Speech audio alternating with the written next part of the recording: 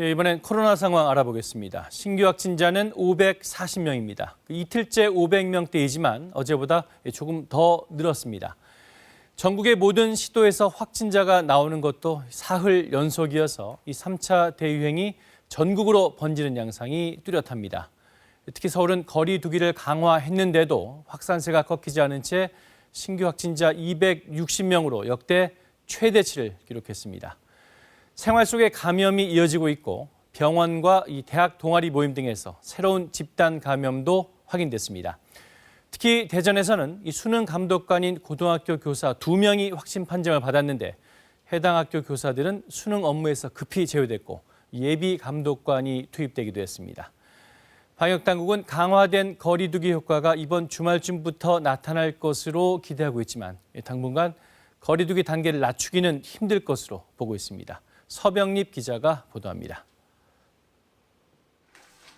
마스크를 쓰지 않고 대화하고 음식을 나눠 먹고 안전신문고에 신고된 김장모임 관련 방역 위반 사례입니다. 실제로 충북 제천에서는 김장모임 관련 확진자가 60명 넘게 나왔습니다. 반대의 경우도 있습니다. 광주의 한 병원은 확진 환자 2명이 3차례 방문했습니다. 이들과 접촉한 병원 종사자는 13명인데 1명도 감염되지 않았습니다. 환자와 병원 종사자 모두 마스크를 철저하게 썼기 때문입니다. 거리 두기 단계가 올라간 뒤로 주말 이동량은 20% 넘게 줄었습니다. 하지만 뚜렷한 확산세 감소로 이어지지는 않고 있습니다. 마스크 착용과 거리 두기, 방역 실천이 더 중요한 이유입니다.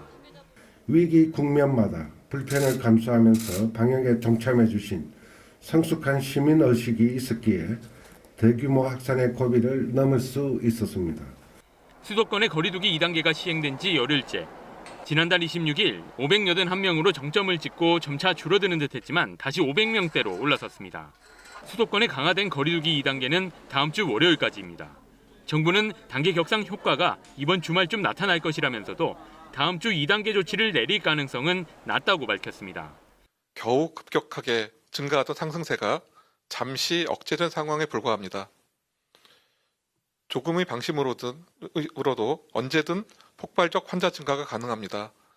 현재의 거리 두기로는 확산세 유지도 어렵다며 선제적으로 더 높여야 한다는 의견도 계속 나오고 있습니다. 지금은 방역이라는 관점에서 집중해서 아주 선제적이고 과감한 결단이 필요하다고 생각을 합니다. 한편 외국계 제약사와 백신 계약 체결을 끝냈다는 일부 보도와 관련해 방역당국은 협상 중에 내용이 공개되면 전략상 불리하다며 국익을 고려해 신중을 기해달라고 당부했습니다. KBS 뉴스 서병립입니다.